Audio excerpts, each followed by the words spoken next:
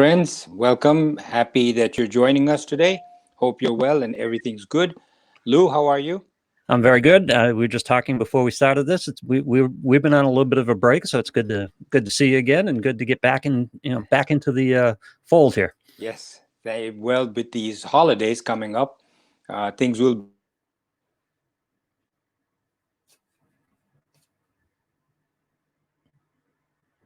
Today we're going to be doing chapter 9. Heading towards the end. Chapter 9 has 34 verses, and we are now doing 22, 23, and 24 today. Lou, anything before we start? No, I think the last two episodes, I think people, if they haven't caught up in the last two episodes, should really catch up on them. They're just fascinating and a lot of fun. I've been passing them around. It's gotten, for me, in my groups, a lot more people interested, a lot of new people who weren't involved, and they've gone back to the beginning. Those are two great episodes. So people, if you missed them, go back and catch them. You mean episode 100 and 101? That's right, yes. Okay, all right, good. All right, so we're getting back to chapter 9 now. And so just to refresh, because we missed two episodes and some people might have lost the chain.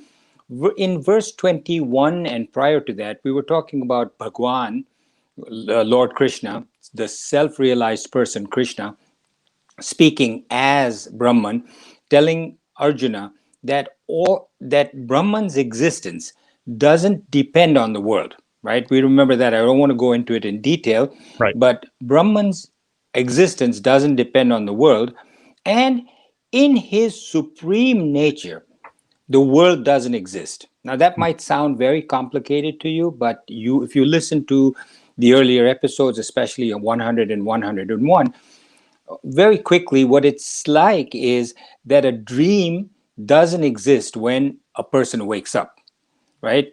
So in this macrosphere, we know that the universe expands and contracts and then goes through a period of dormancy. When it starts to contract, all the planets, everything comes back and it becomes one small little focus, and then it stays dormant like that. And at that time, the world doesn't exist. Nothing exists. Everything is like, and then after that comes a big bang, and this happens every so many billion years, and then everything comes out again. So he's saying that in his supreme nature, the world does not exist. Bhagwan supports everything. He is as a analogy.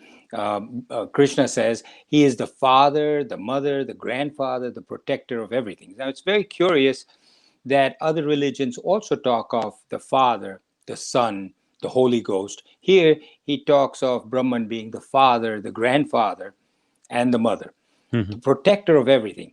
But those who know Bhagwan and do actions for Bhagwan, which is Brahman, they get the benefits of it. So what he said in verse 21 and before is that when a person does good things selflessly, he goes up to heaven. But even if there's a small bit of personal identification with that duty, he comes back when his punya, his benefits are used up, and he suddenly finds himself back reborn and in this world. Now, verse 22 says, to those persons who worship me, thinking of nothing else. This is the important part. Those who are worshiping me, thinking of nothing else, to those ever seeking union with me, I grant them yoga and kshema. Yoga means union with something that you don't have, and kshema means supreme bliss or protection of that which you accomplished or achieved. We will talk about that in detail. So those who constantly think of me, worship me, constantly are tuned into me, I take care of them, is what he's saying. I take care of them. I think even in the Bible, it says that just do what you have to do for me. I forget the exact words, but Jesus says, I'll take care of you. I'll take care of everything. Am I right, Lou? You know anything about that? Yes. That's the message, yes. Okay. So in this, give your life over to Jesus, and Jesus will take care of you. Take care of you, meaning all your needs, your material needs, your spiritual needs, everything, Brahman says, I'll take care of if you do this. Now, there's a big if there. He says, if you are constantly thinking of me, worshiping me, constantly tuned into me, then I take care of you. So that's a big if. Now, What does he mean when he says yoga? Yoga means union, the yoke that holds something together. Acquire what you don't have, both spiritually and materially. On a spiritual level, it means you achieve God, Brahman, self-realization. Hmm. On a different level, it means you also achieve wealth. People say, oh, I don't care about wealth. I don't care about getting self-realized. I just want to be healthy, right? We say, wishing you a happy birthday, wishing you lots of health. So he says, if you do this, I'll make sure you have good health also. And other people say, I really care. So it's really the body, the mind, and the intellect. The intellect, you want a position, a title, a good fame. Right. So he says, I'll take care of that. And then once you get it, whether it is wealth or health or material, not God realization, not self realization, that you don't lose once you get it. And then you don't worry about losing it because you've already become self realized. Right. But health, wealth, position, title, you're constantly afraid you're going to lose it. You get to a position of being a politician, you're afraid that the next election you're going to lose it, and you're petrified. Shema means God says, Brahman says, that I will help you preserve. I will not help you, I'll preserve it for you. Hmm. That which you have, any material success. Now, keep in mind that one of the byproducts, and I promise you this is the truth, one of the byproducts of spiritual development is that your capacity to acquire things from the world, material things, wealth, money, power, becomes substantially greater than what you have prior to your becoming spiritually developed. Now, it doesn't mean you have to become self-realized or God realized. You just have to become more self-developed. And I Hmm. will tell you in this episode itself, I'll tell you how that happens, why when the mind becomes less selfish, you become more popular, you become easier to do business with, your mind becomes sharper, etc. So you can get what you want. So you become not just materially wealthy, you become powerful. Not just powerful in terms of politics and in the world, but powerful because you don't. What is power? Power is not needing anything from anybody else. When Right. you want something from somebody else, your power is halved, diminished. When you no longer need anything, you're self sufficient, you're extremely powerful. So when you become spiritually developed, ultimate is self-realization. But even if you get somewhat self-developed, you become very powerful because you need nothing from somebody else. In order to do this, you have to think of others above yourself. That's one of the keys of self-development. Be a team player. Don't think of yourself, but think of others. You will automatically be appointed the leader if you're not self-centered. If you're constantly, whether you're in a company or an Right. employee, if you're constantly thinking of me, people notice that. Whereas if you say, listen, my goal is to take care of my team players, I'm a team player, I want to take care of my other team players, the job, the employer, you're going to end up being a leader, and B, very popular, C, very much liked, and D, you're going to get the material benefits. But if you look at it to seek material benefits, it won't happen. You've got to do it genuinely. So in this, Bhagwan says, God says, Brahman says, Wahami. Wahami means I will carry it on my head, on my shoulders. What? I will do it. I will take care of it. What? I will take care of your needs for yoga, of wealth, health, power, self realization, and I will preserve it for you. You just focus on continuing to work on your self development and continuing to work towards self realization. But he says there are three things. One is ananya chinta, no other thoughts. One is parayupasate, parayupasate, constantly serving God, working towards God, serving God. And what that means is not going to the temple or church or doing whatever. He's saying serve God, meaning serve other beings, serve the world, take care of nature, take care of other people. That's serving God. Nitya Bhayuktanam means constantly in tune with God, experiencing a connection with God. A devotee who has complete faith and devotion, this is how Brahman takes care of him or her. So, for example, I'm making a living. Instead of saying, how much did I accumulate? How much is in my bank? How much did I invest in the stock market? You say, how can I use this wealth to serve others? Take aside for yourself whatever you need. Nobody's saying you can't buy a BMW or a Mercedes or nice clothes for yourself. That comes with self-development. And as you get further, you find that you don't need all those things. You might need something. Maybe your weakness is towards a car, but then you say, I don't need fancy clothes. Right. You will find that your needs drop off as you become more self-developed. Then you take aside for yourself what you need, and the rest you use as a tool to help the world, to help others, to help God, to serve God. Some ideals should be present in every action of yours. Don't The actions should not be selfish. They should be ideally towards that ideal of what am I doing to help others? What am I doing to help God?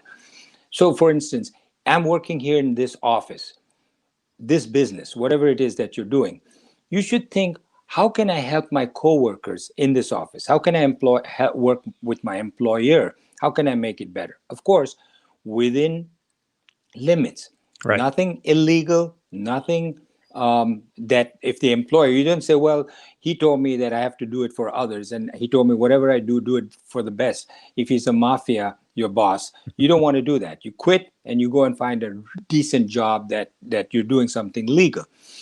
So spirituality is not what field am I in, but it is how to use that field to help others. So let's say you're a professional gambler. You Mm. could say, like on the people who play the stock market.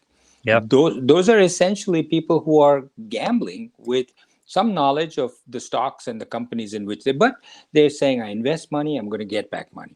Right. You say, well, how can that be to an ideal? How do I gamble with ideals in my mind? What that You say, listen, I made $1 million in the stock market. Fine. But you only need $100,000, let's say, to lead your very lavish lifestyle. The rest you can use to help other people.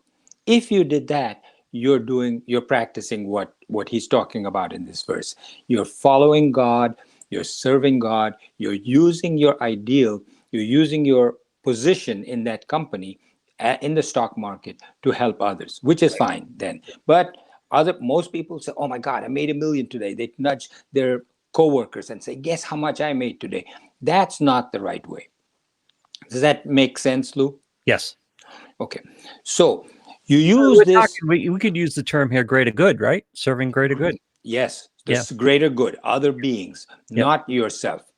So yoga is self-development, self-realization, getting closer to yourself. Kshema gives you material success as a result of your self-development. How does that happen? This is what we were talking about earlier. That as you get closer to the self, you are much more successful materially. That's a byproduct of spiritual progress. How? Because when you're selfish, keep this in mind, too many desires come up, the selfish desires. Your mind is constantly agitated with selfish needs, selfish desires. You're worried about your past mistakes, saying, I don't want to make those mistakes again. You're worried and anxious about the future. Will this investment work out? Will all for me, me, me. Self development makes you, on the other hand, very peaceful. Therefore, your mind is calm, it becomes laser sharp. You become more productive. Your brain is able to produce much more. Your desires fall off. Really, I'm telling you this from personal experience, that your desires fall off. You don't feel the need to go to parties or to be raised in your expectations. You don't want, I'm not saying that you have to be self-realized. I love cars. I have a nice car, Lou knows, and I have a nice car, I have a nice home, but my needs are far less than they were before I got all of this. And Right. I don't crave, but I still like things. And I admit, I'm not far from being self-realized.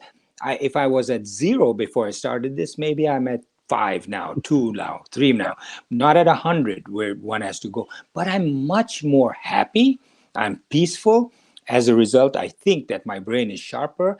My abilities to succeed are greater, and my I'm not saying this to boast, friends. I'm not saying this for anything other than to give you personal evidence that this works. If you're looking for material success and not for self realization, then even for that, this is good.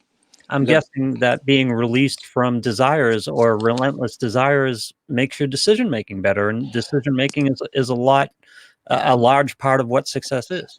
so there's a probably numerous things, and maybe I should devote a lecture just for that to say what exactly causes this. What makes you more appealing to people that you do business with or people that you come across? You become a nicer person. People like you. People say, I like to do business with this guy. So, whereas in the past, they say, you know how in business you ask for a certain amount and the other guy says, I don't like this guy. No matter what you ask for, he just doesn't want to do business with you. Right. When you like the person, especially if it's your brother, your cousin, somebody you're related to, your best friend, you might concede and say, okay, I'll give you a little bit. Go ahead, take it. It's okay.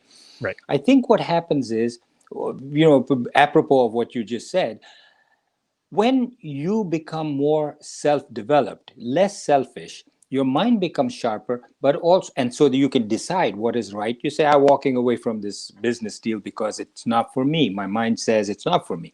On the other hand, also, when you decide to go into the business, the person doing business with you says, I like him. Yeah. And your business deal comes out to be more profitable. That's the other aspect of it. And third is, when you really don't want something, you say, if I get it, I get it. I don't get it, it's not the end of the world. I really want to be better myself.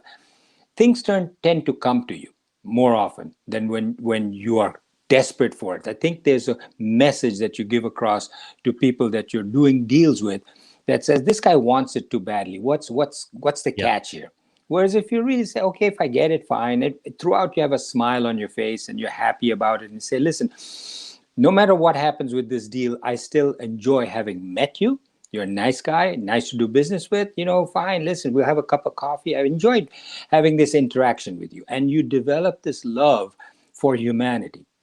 First time I went to Lou's studio, I liked everybody. I just liked them. And I am pretty sure that the feeling was returned, Yes. right? Lou, Yeah. met those people and I felt great about meeting them. I genuinely felt good about meeting them. And then what happens is it translates into them liking you in return. Right. And then everybody's looking to do business and do a project so that the project works, and and that's good for everybody. The realization that that's good for everybody. Right. Yeah. So, verse number 23, it says, even those devotees who, endowed with faith or shraddha, worship other gods with a small g, not a big G. Big G is Brahman, God. Small g is in the Hindu mythology. They have appointed Ganesha, Lakshmi, different gods that are in charge of wealth or health or the weather or different things. So those who are endowed with faith, who worship other gods, small g, they also are really worshiping me with a capital M, Brahman, alone. Though they are doing this contrary to traditional practice. So what he's saying here is that traditional practice, you go to a church and you pray to God. You go Right. to a temple and you pray to Brahman. Same thing. But if you go to a temple and contrary to that practice, you're praying to Lakshmi, the goddess of wealth, because you say, I want wealth. Right. You think that your whole happiness is going to be there for you if you are wealthy. You're praying to Lakshmi, the goddess of wealth. He says, go ahead, do it, because really, Lakshmi is me. Hmm. I'm Lakshmi. I just made Lakshmi there because I know you were so obsessed with being wealthy that you wouldn't really pray to me, Brahman, if I told you to. You would pray to Lakshmi if I told you to. There you go. You're praying to Lakshmi. You're really praying to me because Lakshmi is me. You're praying to Ganesha for success. Ganesha is me. I am Brahman. These are just what is the word I'm looking for? These are just symbols that I've put that represent me. These are just representatives of me. They You're feel like praying. they feel like focal aids too, something to focus on, and for that specific thing that you're trying to to gain. Right. So if you're a general, right, in an army, and you have multiple colonels or majors under you, and you come up and you salute the major or the colonel and you say, you're really saluting the general in essence. Right. The colonels, the majors, they represent you. Maybe not the best analogy, No, but it is because you're recognizing the chain of command. Yeah. chain of command, right? So Yeah. these are symbolic representations of Brahman. So worshipping other gods means that the seekers seeking a limited, finite purpose by praying, whether that be for wealth, you pray to Lakshmi, education, which is Saraswati, or success, Ganesh, as opposed to saying, I don't want any of that. I'm just going to the Himalayas. I'm going to sit there because I am praying to one God, Brahman, for self realization. I don't care about wealth or education or success. I just want to pray to Brahman. That's different. If you seek wealth or success or education because you believe that by getting that you will get happiness, actually you don't. Right? We've talked about this many times before. You don't get it because you get wealthy or you get the education or you get a degree. You only increase your desires for more wealth, for more education, for more success in your field. And your fears are going to lose it. Yeah. And you fear that you're afraid that you're going to lose it. Mm-hmm. But by seeking those, he's saying that ultimately you're really praying to me. I'm possessing wealth, but it's not the purpose of my whole life, my existence. It's not to get wealth. You should use your wealth, not all of it if you don't want, keep a big chunk for yourself, but some of it at least. Or if you feel even bigger, use all of it. We learn from these big people, Bill Gates, right? Yeah. Warren Buffett, all of these wealthy people, they've given away billions. Have they kept some for themselves? Yeah, I think Warren Buffett kept what, 5 billion, Lou, for himself, Yes, he and did. he gave away maybe 85 billion. And he's saying, look, I came from nothing. For me, 5 billion is plenty for me and my children and my grandchildren. I don't want any more of that. It actually creates more of a problem for me.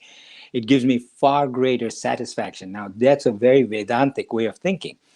So you should give away part of your wealth, all of your wealth, most of your wealth, some of your wealth to pursue the purpose of your existence, which is your purpose of your existence is what? To gain self realization, to get back to where you came from. Isn't there a Beatles song like that? Get back. Get back to where you came from. Yeah. Pursuing Lakshmi rather than Brahman for wealth, Mm-hmm. pursuing Lakshmi instead of really Brahman, Yep. is like pursuing a wave rather than the water of the ocean. And wealth is a means to an end. So, what happens to those who worship, whose worship is not perfect? It's imperfect. Contrary to traditional practice, those who worship the other gods, which are devtas, they're also called devtas. So you're specifically praying to specific powers, specific range, a wind god, an ocean god, a rain god, a wealth goddess, or education goddess. If you worship there, through them, you're still worshiping me because all devtas are a representation of me. Right. Our bodies are a representation of our mind. So if our bodies go the way of the mind, wherever your mind goes, that's where your body goes. Keep that in mind. Mm. If your mind is thinking, wherever you worship, that's where your body's going to go too. Right. In fact, you know that people who've been married for a long, long time, you notice that if you've known them that long time, at the end of that 50-year marriage, one and both of them, if their mind is constantly on each other and they get along well together, they start to actually talk like each other. Their facial expressions, their way of speaking, Yeah. everything becomes very similar. They start to look like each other. Yeah. So that's It's always been fascinating to me. And like dogs and animals, when they've been together a long time, you actually see the two of them start to look like each other. Maybe I'm stretching it a little bit, but I've had that experience. I say, this guy and the owner of the dog looks very similar. Anyway, the more we love, the more we identify with. So if you love God, if you love Brahman, you're going to start identifying with Brahman and you become Brahman. So very quickly, last verse 24. I am I am indeed the enjoyer and also the Lord of all yajnas, all sacrifices. But they do not know me with a capital M in reality. Hence they fall. So he's saying, Brahman is saying, I'm the enjoyer. Whatever you do as a yajna, whatever sacrifice you make, I, Brahman, am the enjoyer. It all comes to me. Hmm. Sounds very selfish of Brahman to say, wait a second, I'm doing something great and you're the enjoyer of it. Yeah. What he's really saying is, I'm consciousness. Everything ends with me. So if you eat something, right, your tongue tastes it, where does that perception go? The tongue sensations of that sweet, beautiful thing you ate goes ultimately through your gustatory way into your consciousness. Right. And we're saying that consciousness is really God. Ultimately, so the consciousness is the enjoyer, isn't it? Yes. So the consciousness, which is Brahman, he's saying, I am the enjoyer. So yeah, truthfully, you are, my friend. If you say, well, what do you mean? I enjoy it. I want to enjoy it. But I is consciousness. Right. I is God. I is Brahman. So he's saying, I am indeed the enjoyer and also the Lord of all yajnas, meaning I, Brahman, am the one that does the yajnas. It's not you that's doing it Right. because you are me. Right. I am the yajna making her. So whatever you do, whatever you give, whatever you get, it's all me. But they do not know me in reality, hence they fall. When he says fall, doesn't mean fall literally. It doesn't mean fall down from his grace. It means you're not as successful. If you don't realize that it's consciousness that is perceiving all of this, getting the benefit of all of this, then you don't really get the full benefit of what you're doing. So Krishna says that he, Atman, is the enjoyer. The consciousness enjoys all the sense organs, all perceptions end up in the consciousness, whether it be feelings, emotions, love, excitement, all through the mind, thinking, power, etc., through the intellect, the experiencer, and the enjoyer as consciousness through the body, mind, and intellect, because the consciousness, the self, is the enlivener. He's the one that makes this all alive. Right. We talked about the mind before to say the mind has to be there in order to enjoy something. Think to yourself that your mind must be peaceful to enjoy anything. For example, I remember I used to be, when I was about 12 years old, I came from a fairly affluent family, and my parents were shocked. I said, I want to go to boarding school. And they said, boarding school is for kids in India anyway, for kids that are not well behaved and get into trouble all the time. Right. They're hard to discipline. Why do you want to go? I said, I want to go because I used to read these British books about boarding schools and how much fun it was. I was 12 years old and I insisted. So they put me in this boarding school. I hated it. It was nothing like what was in these books Yeah. coming from England, where they were always getting into trouble and adventures and fun. Yeah. And I said, I want to go home. So I remember my brother, who was much older than me, used to come and visit me. And he would take me on a Sunday. We'd go out to a movie, which I loved to see. He'd take me out to a nice lunch and something fun, and then he'd drop me back. Now, when he came to pick me up, and this is the key, my mind would say, how much longer do I have before he drops me back to school? Yeah. So he'd take me to the movie. My mind was not on the movie at all. My mind was only saying, how much longer before this movie ends? And then we have to go to lunch and then we have to go back to school. During the meal, I said, oh my God, there's just a little bit of time. I couldn't enjoy the meal. Right. What I'm saying is, if the mind has to be peaceful in order for you to enjoy something, otherwise, you can put the best food in front of the man who's going to be hung later on. His mind isn't on it. He can't enjoy the food Right. because he's going to go back to boarding school or go to the gallows after that. So, Yeah, that'll ruin a meal. so we make this mistake, and I'm saying this, friends, because we all say, let me get that, whatever that is. Let me get that. If only I get that, I'll be happy. It won't happen, because it also means you're unhappy now. You're admitting to it. And the power, real power, is when you don't want anything from anybody. So just keep that in mind. Yeah. Other than that, he also says in this verse, whether you're praying to Krishna, Rama, or any other holy person, your parents, or a river, a mountain, a temple, anything, it all reaches Brahman. And basically, all of this is Krishna's way of saying, please focus on your devotion, focus on what you're doing, help other beings. Don't look out for just yourself. Don't be selfish, be selfless, and you will reach great benefits, self-development, without looking for something for yourself. So friends, I hope this wasn't too long, maybe half hour, right, Lou? Yeah, just about a half an hour. Great. So we'll see you next time, friends. Thank you so much for joining us.